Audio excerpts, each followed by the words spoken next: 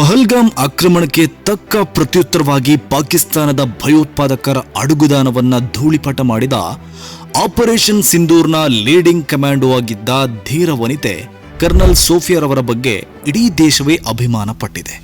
ಹಾಗೆ ನಾವು ಕನ್ನಡಿಗರು ಶ್ರೀಮತಿ ಕರ್ನಲ್ ಸೋಫಿಯಾ ಖುರೇಷಿ ಅವರ ವಿಷಯದಲ್ಲಿ ಇನ್ನೂ ಒಂದು ಪಟ್ಟು ಹೆಚ್ಚಾಗಿಯೇ ಸಂತೋಷ ಮತ್ತು ಹೆಮ್ಮೆ ಪಡಬೇಕು.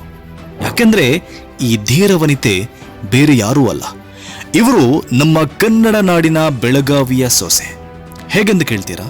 ಹೌದು, ಕರ್ನಲ್ ಸೋಫಿಯಾರವರು ಬೆಳಗಾವಿಯ ಗೋಕಾಕ್ ತಾಲೂಕಿನ ಹೊನ್ನೂರು ನಿವಾಸಿ ಕರ್ನಲ್ ತಾಜುದ್ದೀನ್ ರವರ ಪ್ರಿಯ ಪತ್ನಿ. ತಾಜುದ್ದೀನ್ ರವರು ಸುಮಾರು 10 ವರ್ಷಗಳ ಹಿಂದೆ ಅಂದ್ರೆ 2015ರಲ್ಲಿ ಗುಜರಾತಿನ ವಡೋದರದ ಸೋಫಿಯಾ ಖುರೇಷಿಯವರನ್ನ ವಿವಾಹವಾದರು.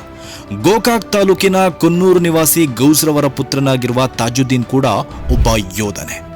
10-15 ವರ್ಷಗಳಿಂದ ಭಾರತೀಯ ಸೇನೆಯಲ್ಲಿರುವ ತಾಜುದ್ದೀನ್ ರವರು ಇದೀಗ ಕರ್ನಲ್ ಆಗಿ ಸೇವಾ ನಿರತರಾಗಿದ್ದಾರೆ. ಎಂತಹ ರೋಚಕ ಸಂಗತಿ ಅಲ್ವಾ? ಪತಿ ಪತ್ನಿಯರಿಬ್ಬರೂ ಸೇನೆಯಲ್ಲಿ.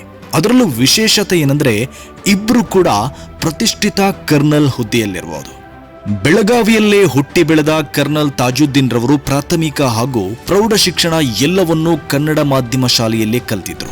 ಮುಂದೆ ಗೋಕಾಕಿನ GSS ಕಾಲೇಜು ಹಾಗೂ ಬೆಂಗಳೂರಿನ ವಿಶ್ವೇಶ್ವರ ಕಾಲೇಜಲ್ಲಿ ಪದವಿ ಪೂರ್ಣಗೊಳಿಸಿದರು.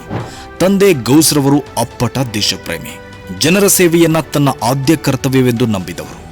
ಆದ್ರಿಂದಲೇ ತನ್ನ ಹಿರಿಯ ಮಗನನ್ನ ಅಗ್ನಿಶಾಮಕ ದಳಕ್ಕೆ ಸೇರಿಸಿದ್ರು. ಅಂತೆಯೇ ಎರಡನೇ ಮಗ ತಾಜುದ್ದೀನ್ ರವರನ್ನ ದೇಶದ ಸೇವೆ ಮಾಡಲು ಕಳುಹಿಸಿದ್ರು. ಹಾಗೆ ತಾಜುದ್ದೀನ್ ರವರು ತನ್ನ ಹಂಬಲ ಹಾಗೂ ತಂದೆ ಗೌಸ್ರವರ ನಿರ್ದೇಶನದಂತೆ ಸೇನೆಯನ್ನ ಸೇರ್ಕೊಂಡ್ರು. ದೇಶ ಸೇವೆಯೇ ಈಶ ಸೇವೆ.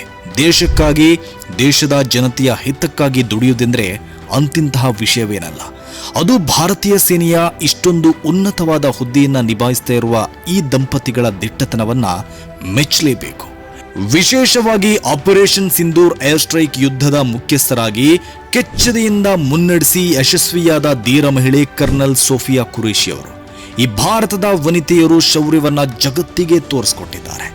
ಭಾರತದ ಹೆಮ್ಮೆಯ ಪುತ್ರಿ ಕರ್ನಲ್ ಸೋಫಿಯಾ ಖುರೇಷಿ ಹಾಗೂ ನಮ್ಮ ಕನ್ನಡ ನಾಡಿನಿಂದ ದೇಶದ ಗಡಿನಾಡಿಗೆ ತೆರಳಿ ನಮ್ಮ ಕಾವಲು ಕಾಯ್ತಾ ಇರುವ ಯೋಧ ಕರ್ನಲ್ ತಾಜುದ್ದೀನ್ ಹಾಗೂ ದೇಶದ ಸರ್ವ ಸೈನಿಕರಿಗೂ ಕನ್ನಡ ಮುಸ್ಲಿಂ ಒಕ್ಕೂಟದಿಂದ ಬಿಗ್ ಸಲ್ಯೂಟ್.